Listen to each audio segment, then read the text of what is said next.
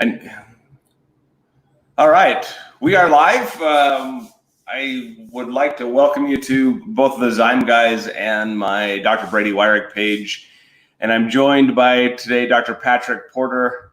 Patrick, it's an honor to have you. I thoroughly enjoyed the time we spent together for the seminar last week, and I'm looking forward to just diving in and talking about the brain today. So, how are you, Patrick? Yeah, it's great to be here. Thanks for having me. It's early in Idaho. It's late morning on the East Coast.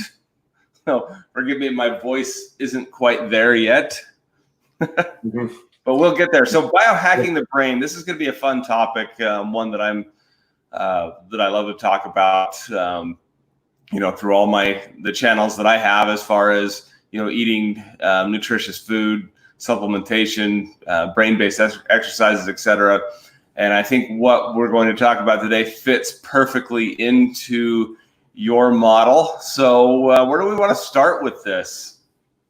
Well, I think first of all, let's talk about neuroplasticity a little bit, because a lot of people are still under the myth that we're born with a brain and that's the brain we get for the rest of our lives and we don't get to change it. And there's that accountant brain and then there's that artist brain, and people don't understand that you can retrain the brain. Yeah, 100%. So neuroplasticity, let's define that. The way I've explained it to patients over the years is simply nerves that fire together, wire together. But the whole idea of neuroplasticity is that you have nerve A that's connected to nerve B that's connected to nerve C. If you fire nerve A, then nerve B is going to fire and nerve C is going to fire. That whole chain is connected together. And the more you fire that chain, the stronger that chain is going to become. So the old way of thinking was that by the time you reach the age of 4, that your brain is 100% hardwired. You are the way you are, and that's not going to change. And we now know, because of that principle of neuroplasticity, that is absolutely false, that you can actually grow new nerves up until the day that you die. Unfortunately, the day that you die, you lose more nerves than you're growing. But it is a 100% plastic system that can be changed, and it can be done through giving the brain fuel, giving it activation. So we're going to talk about both of those things today, both the fuel and the activation. Right. Yeah, I think that one of the ways I explain it that seems to make sense to people too is that all of our brain, when we were born, we were fully connected. A lot of people don't know that. As we learn, we disconnect. So as we disconnect, and the brain is an energy hog, so it's taking up 20% of the energy, even though it only weighs about 2% of the body mass. And so the one I like to use is language. If somebody speaks, and I don't know, Dr. Brady, if you actually speak 2 languages, but if you do, then you have a neural network that stayed running. Like me, I didn't learn 2 languages when I was a kid, so I had to learn it later at college, and it was a very hard, difficult task, because those neurons, like you're saying, Hebb's law, those neurons that wire together, fire together, when the brain shut them down. It said the learning language protocol in my brain said, okay, we're going to shut down because we don't need that anymore. We're going to disconnect it. But so that's why it takes so much longer. But the brain learns under stress too. So that stress, or the reason that we want to learn and grow, develop, do things like movement, breathe, eat nutritional foods, take the proper enzymes, all the things that we talk about that get the brain and body working, the brain will stay active as long as it's needed. But if it doesn't, it starts to shut down. And a lot of people don't challenge their brain anymore. They say the masses are asleep, right? Unfortunate, that's the saying they have. And we've kind of proved that with our neuroscans, that the brain literally, if we give it a chance, it will just do nothing. It tries to do nothing because it's basically an energy hog, like I said. So we need to do things like physical exercise, breathing, and we need to give our brain the right nutrition, right? A lot of times the brain doesn't get the right nutrition. So here's I'm hung up on something you just said about the brain taking is 2% of the of your total mass. Is that the number you said, 2%? Yeah. Mm-hmm. So I weigh 200 pounds, so times that by 0.98, which means my brain basically weighs 4 pounds. Yeah. Well, 4 pounds of my body is consumed or excuse me, it consumes 20% of my metabolic capacity. Mm-hmm. Yeah. 4 pounds, Yeah. 20% of whatever I put in there. And so when I describe when I talk about anatomy to my patients, we talk about the and Jason's trying to log in. Apparently, he can't log in, so we're just going to have to leave him behind and get him for next time. Let me shoot him a message. Mm-hmm.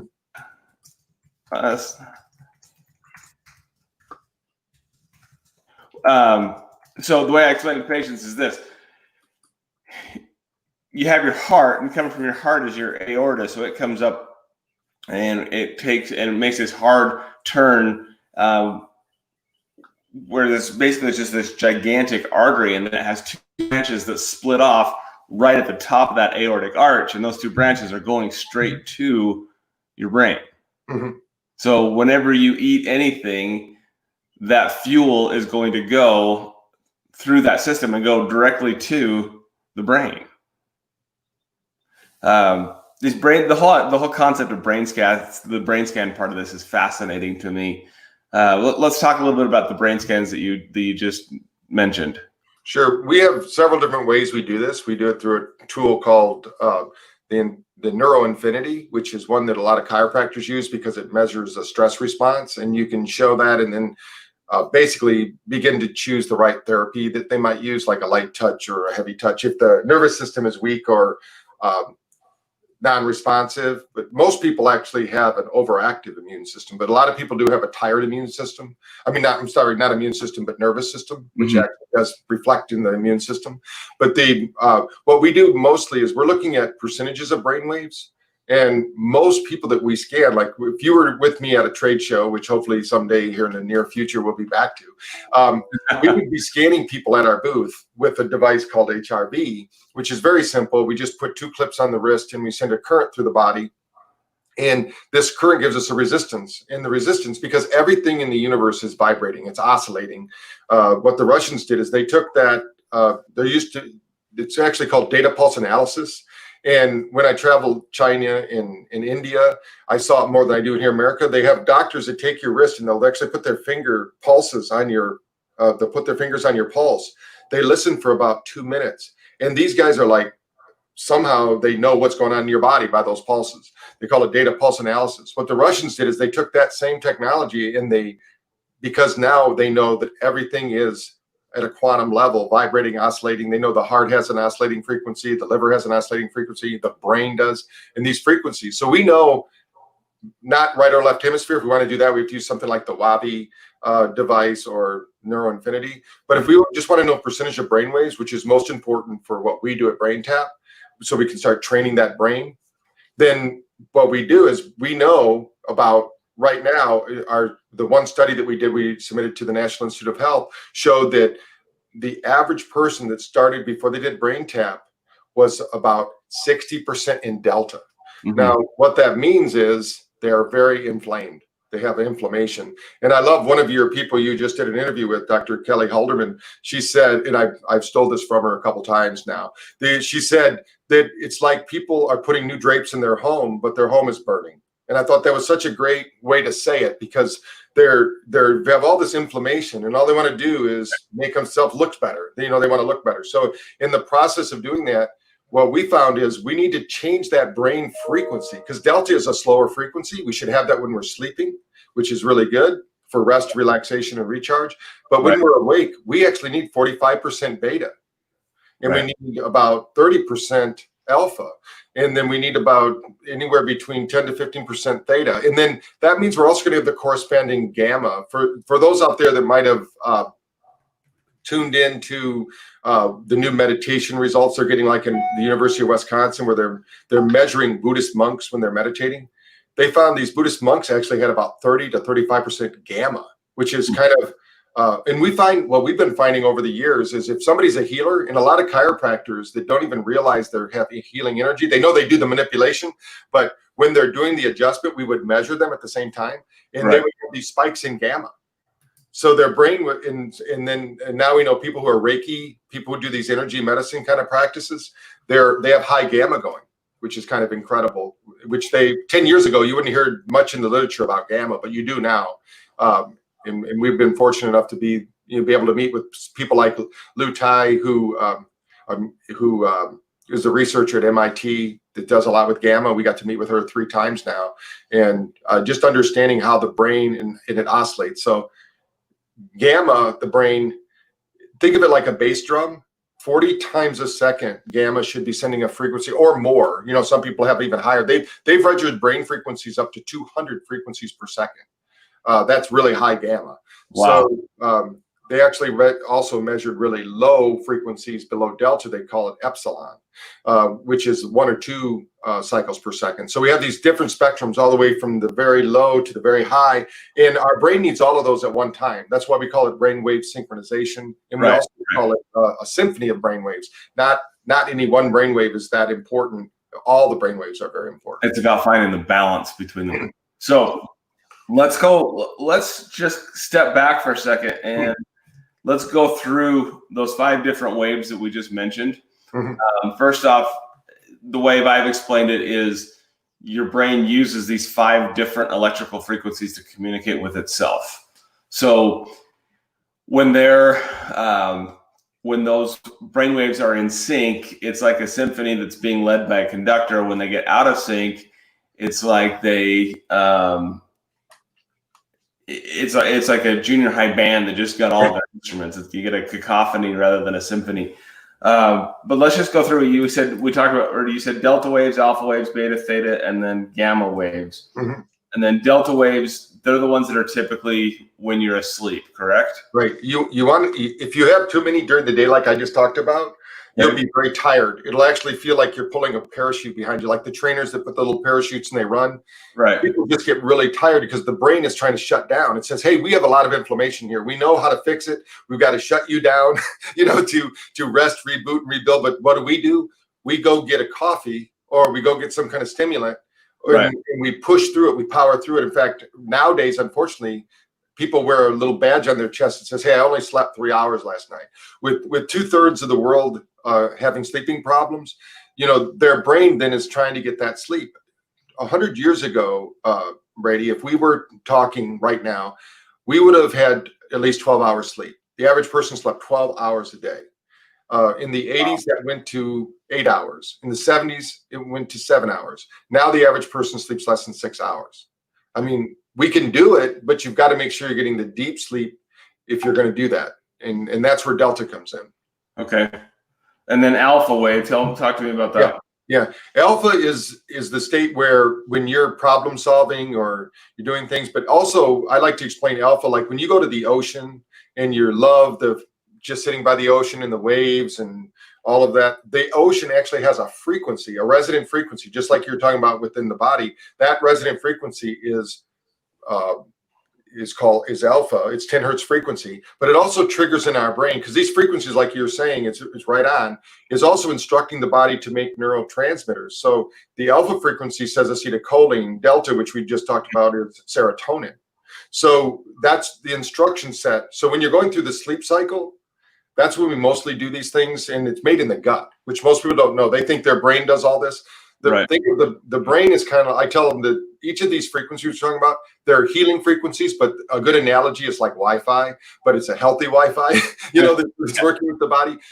Most people also don't realize that we have fields around us, a lot of different fields of energy, and we can actually measure with devices your heart energy, because we have in the heart 40,000 neurocells. They're called neutrino cells, and that's a heart brain.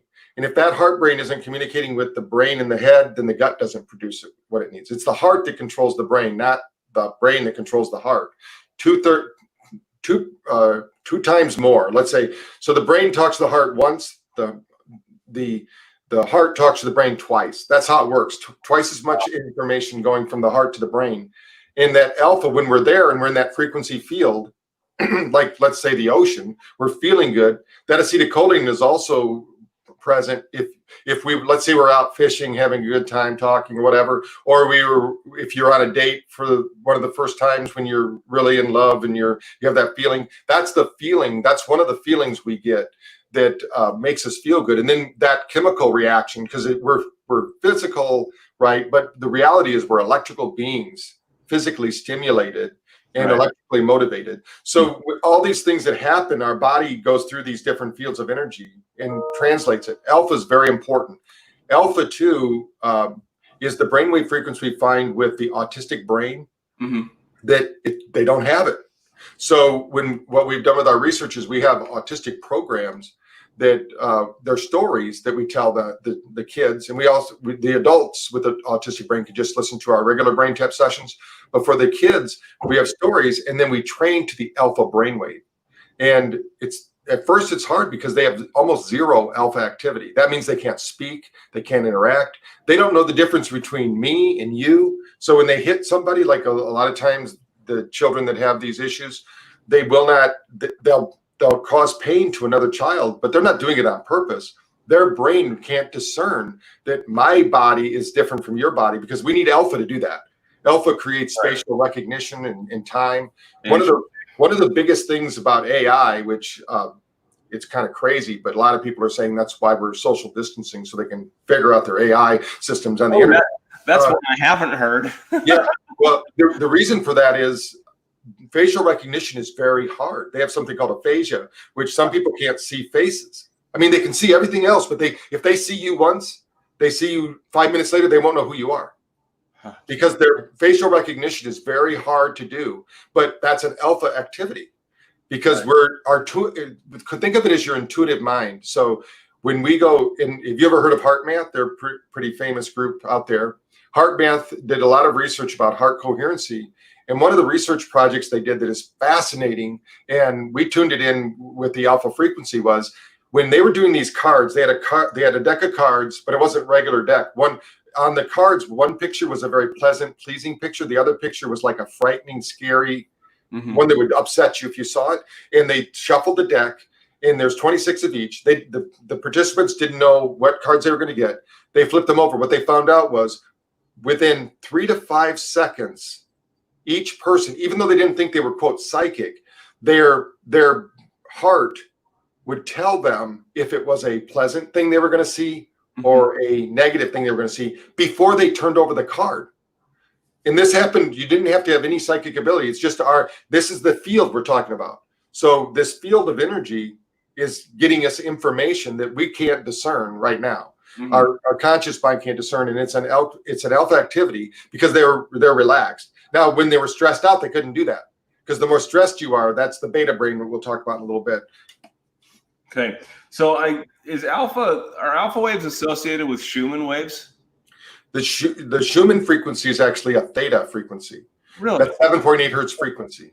Right. And that's a mountaintop experience. Like if we went to a mountaintop, and especially around the tree lines and where that area, when you sit there, your body will, when some people go, I want to meditate like a guru or somebody, that they see on television. Well, they're going to the mountains to meditate. There's a reason they go to those mountains. The frequency of those mountains, and our nervous system is always adapting, right? If you and I walked outside and it's cold, we're going to shiver to try to warm up our body. If it's hot, we're going to sweat, because it's very adaptive. So our brain is getting the information, but also we get information from the dura,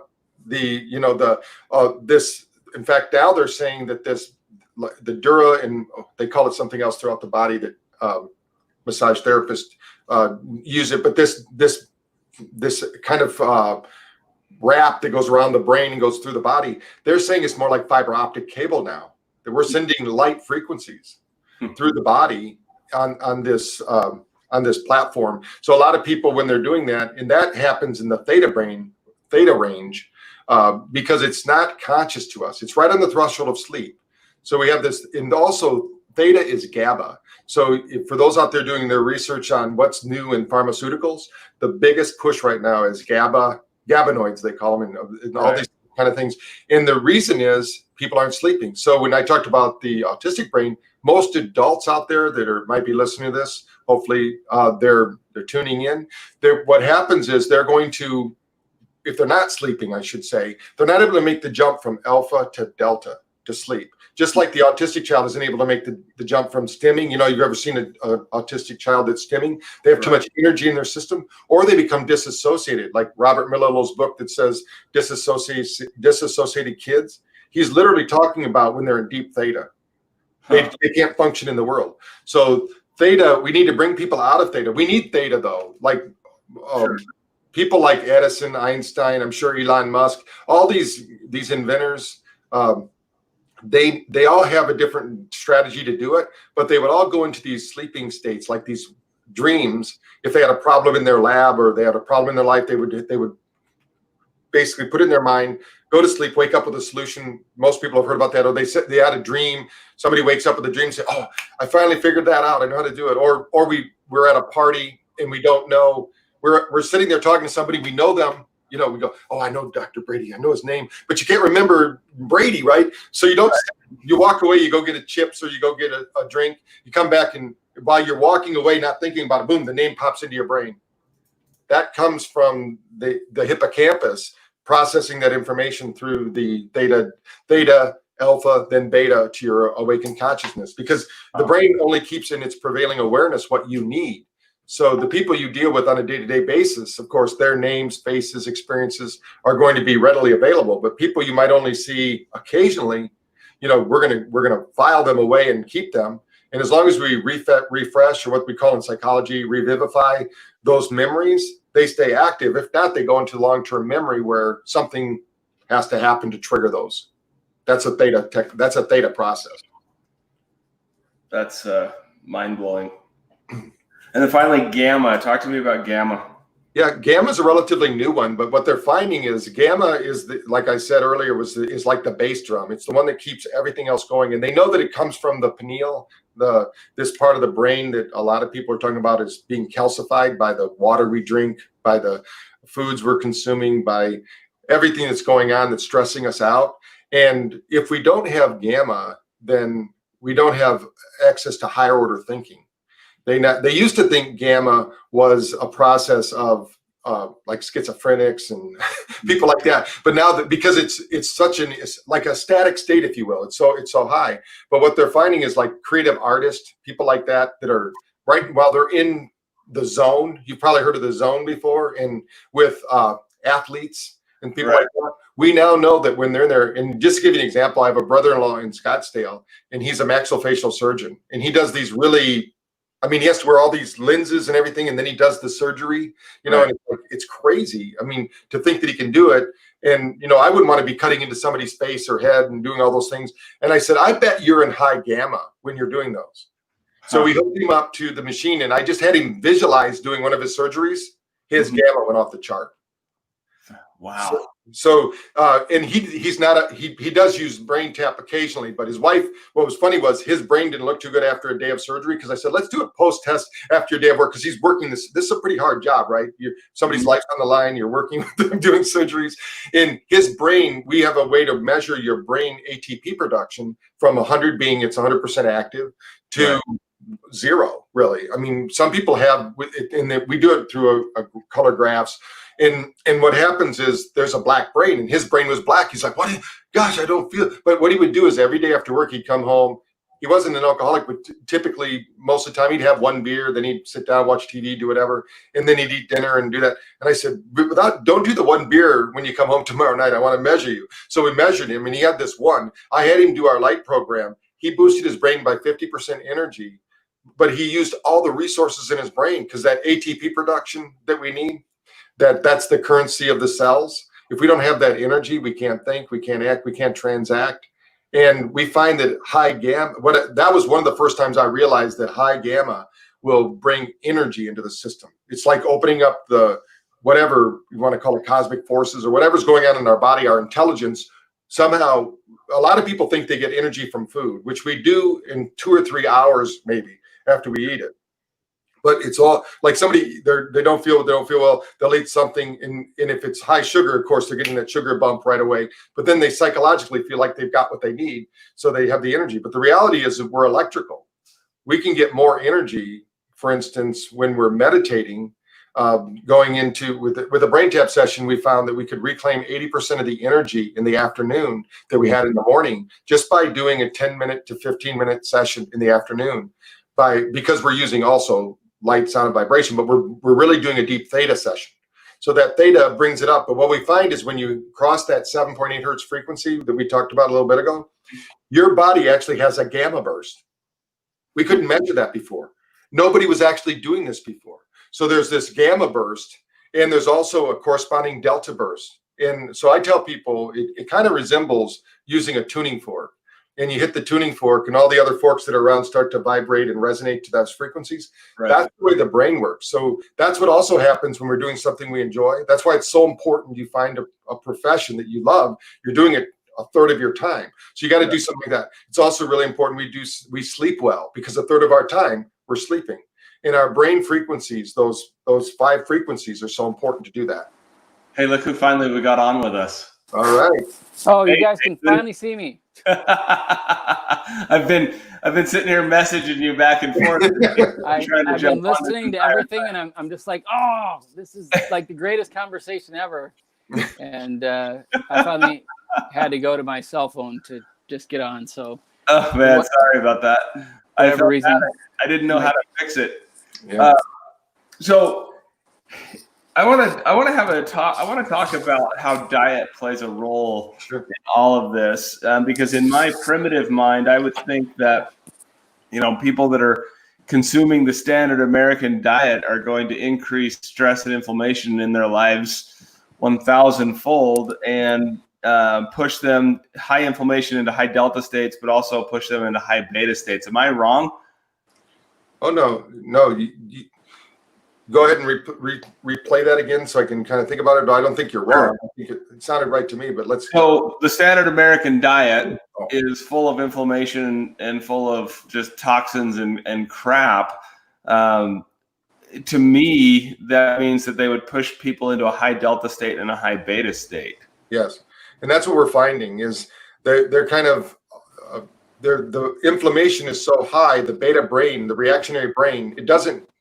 We have the thoughts, traumas, or toxins. It's kind of the way we say it. So you have this triad of what we want to do, and a lot of people, you have to do it all. You can't just do one or the other. But what we find is if you try to do it just with your mind, like a lot of people think they can think their way to being healthy, which is in truth, if you're Saint Germain and you can alchemize food, and you can take the total garbage, I can guarantee you can't eat McDonald's over time and all these kind of foods and be healthy.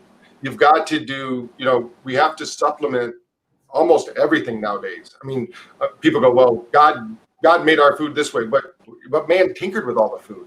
Yeah. So we have in there, and so what we need to do, and now what I love is that there's always technology that seems to come to the solution. The problem is that first you're considered crazy, right?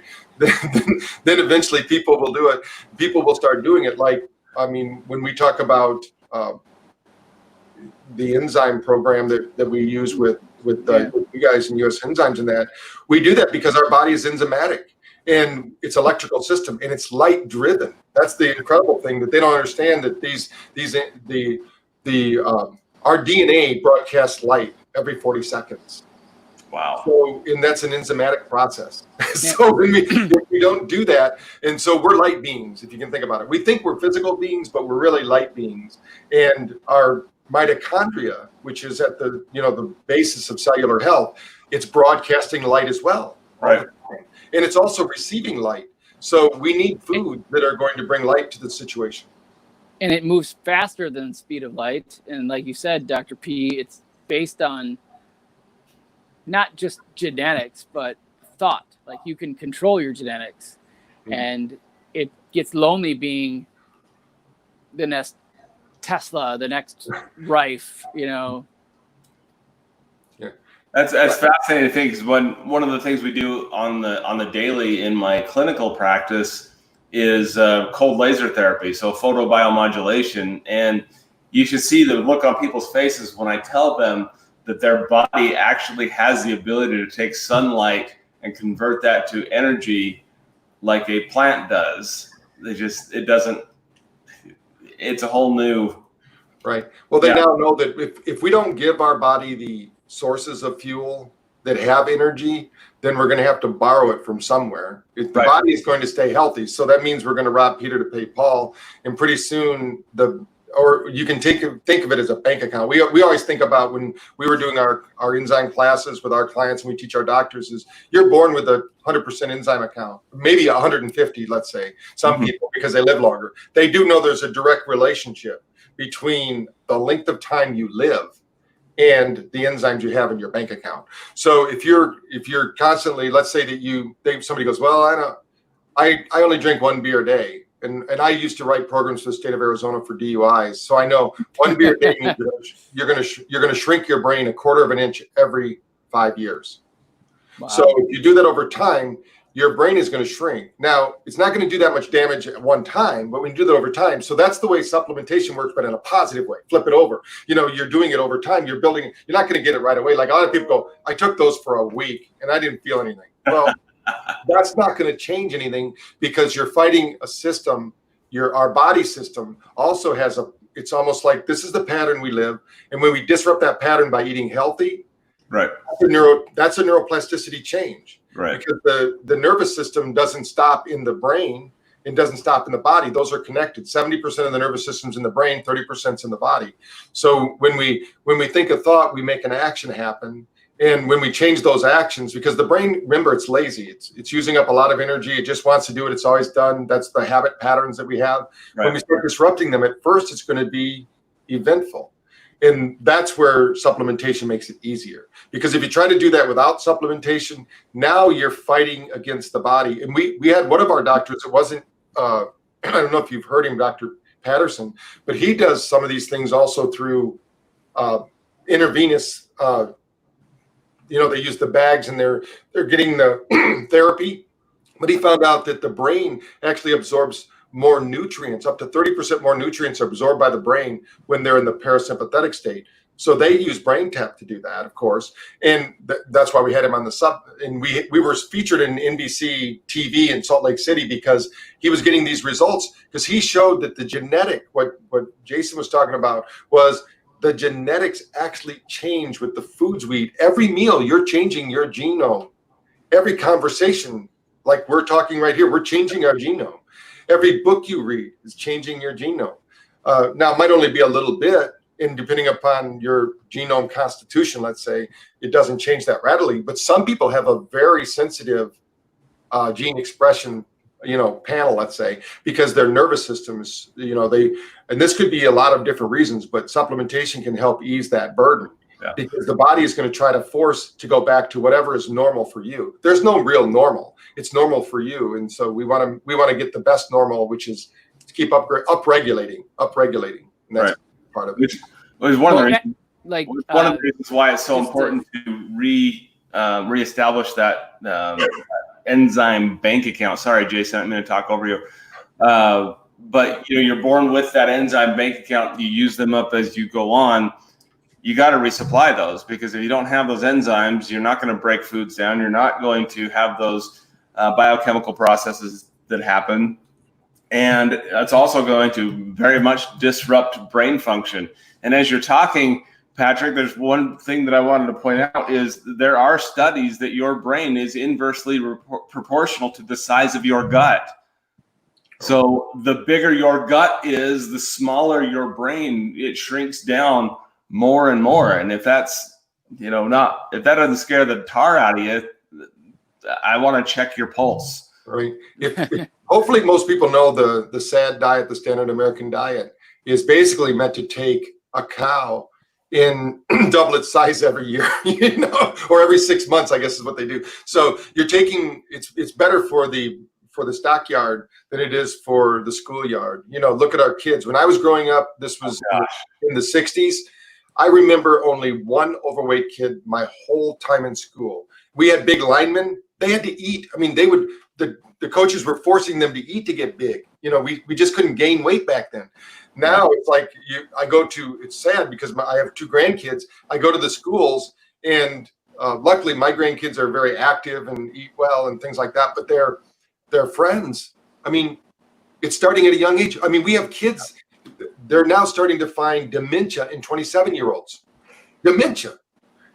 What's causing that, do you think? I know it's a nutritional thing because it has to be. Something's going on. Well, and these kids now all have allergies. Like you can't even bring a peanut to school. And the top 8 allergens are all proteins. So, well, where does that come from? Protein hydrolysis. You're not able to convert those into amino acids, and they go through your gut and create autoimmunity. But Jason, it's genetic, and there's nothing we can do. Yeah. But now we're showing, like with Bruce Lipton's work and things like that, about the epigenetics that everyone is talking about out there in the science world. They forget about that when they do their studies. They act like our genetic profile is fixed, which they now say that 80% of our genome can change. 20% is kind of fixed because it's hereditary, but 80%. And my son is adopted. My second son, his name is Alex, and he's really tall. And everybody always says, "How did he get so tall?" And he's kind of, how do I say that, Dad? Because he's known me. I'm the only dad he's ever had. But but his wife, before she knew, when they were dating and things like that, she goes, "You act so much like your dad, boy." And he's like, "It's not my real dad." But he learned from me. So 80% of he is a lot like me because he lived with me, my thoughts, my actions, whatever I ate, did all those things. So that has a bigger influence. So the whole thing about nurture or nature. And I think that in our case, just talking about enzymes for a minute, when we had our clinics, we had 108 locations with my franchise. And we had a class about enzymes. I wish we would have had everything you have today. We didn't have that. You only had like the 3 ones, the 3 enzyme mix or something like that, where it was mostly for the dairy and for meat and things.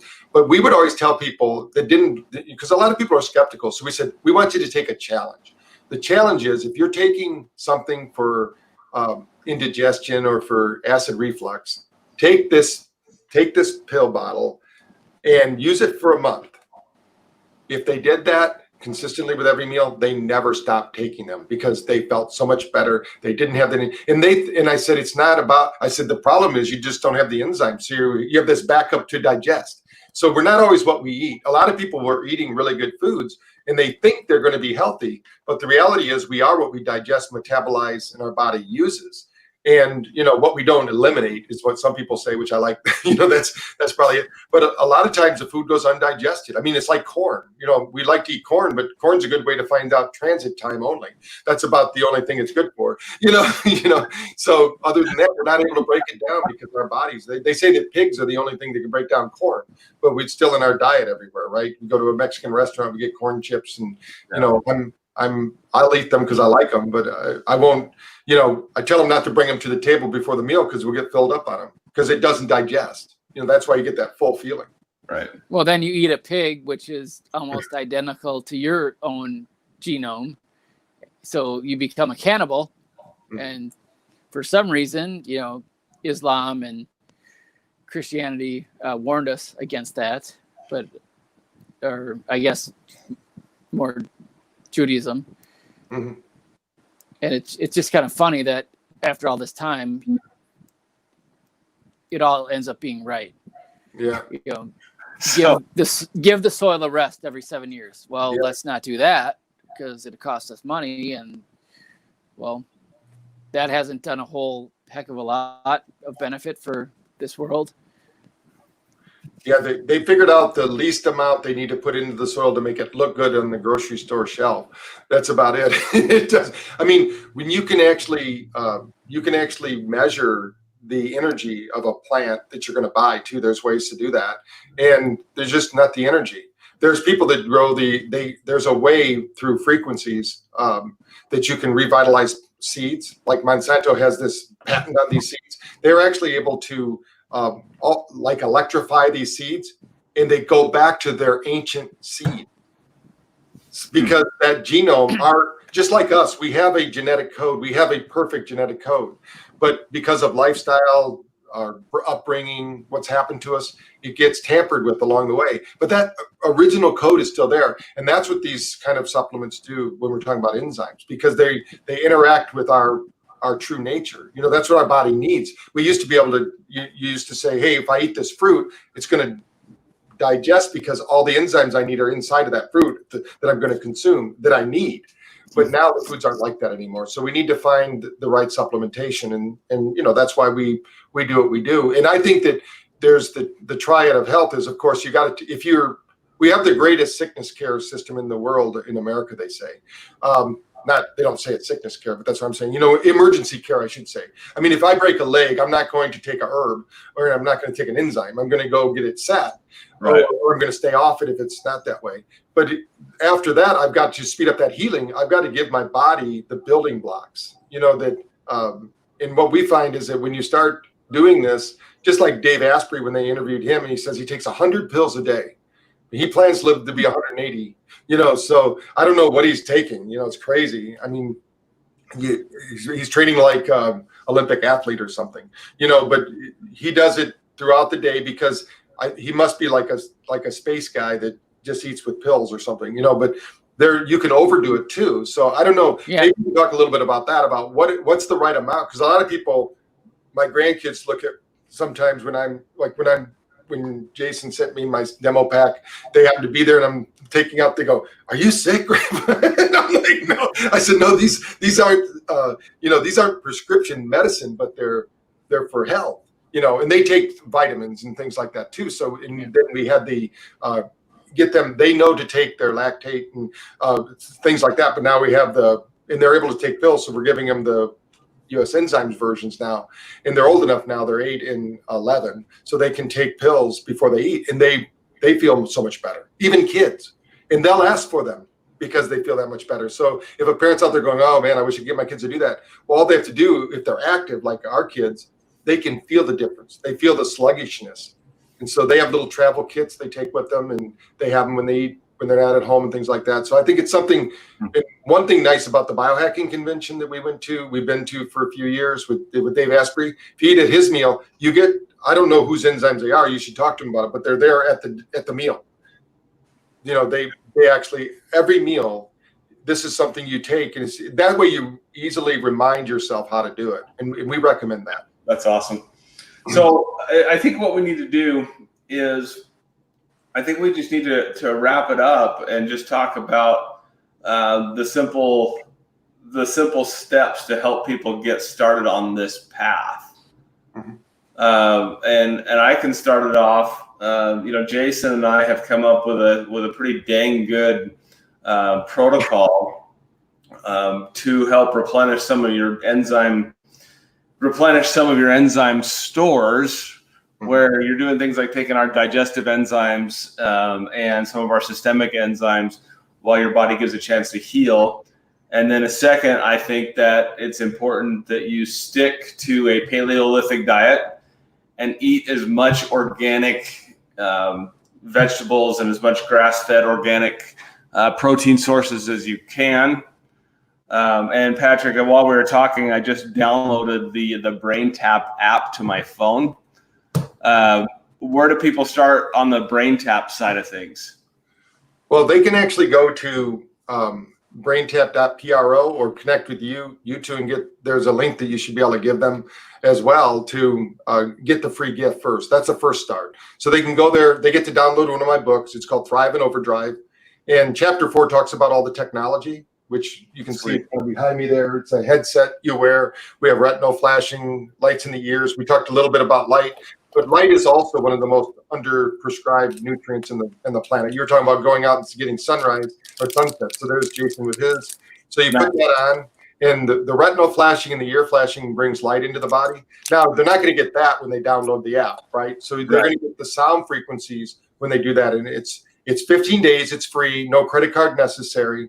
So at 15 days, if you don't want to do anything, then you get to keep the book. That's your gift, but you get 15 days to try out the app. There's morning sessions. So the best way to do is download the app, start doing the morning sessions. We call it digital coffee because it's going to wake you up. Each morning, what I do is 10 minutes in the morning, I do a 10-minute wake up, get my brain out of that delta we talked about and get it back into that. You really want to be in a real balanced beta alpha frequency to function. That's going to give you the best activity and brain function while you're thinking. Now, when you're meditating, of course, you want it to be alpha theta. That's going to be your primary states, and maybe some gamma there if you get really good at it. That's the key. Hmm. And then we have ones that reboot that I was talking about. We have the theta sessions, which reboot the nervous system in the middle of the day. And then we have sleeping sessions at night. We call it go to sleep. It's really easy. We have them on bundles like that. And the go to sleep actually trains the brain to go into a deep state of delta. The problem we have is that most brains are not regulating correctly. We call brain switching technology. Or frequency switching technology rather. So when you think about switching these frequencies, it's not like, as we said earlier, it's not that one is more important, but we need to be able to be flexible. It's kind of like your heart rate. Having just a mellow heart rate all the time is not good. You need to have that regulate. We need to be able to get upset, calm down, get upset. We need to be able to regulate that heartbeat without it shocking our nervous system. So that's the best way to start, I would think. That's awesome. I'm going to order mine today. Right. There should be a link that Jason can share that you can give them a special price, but it has to be done through a link, through a mailer and things like that.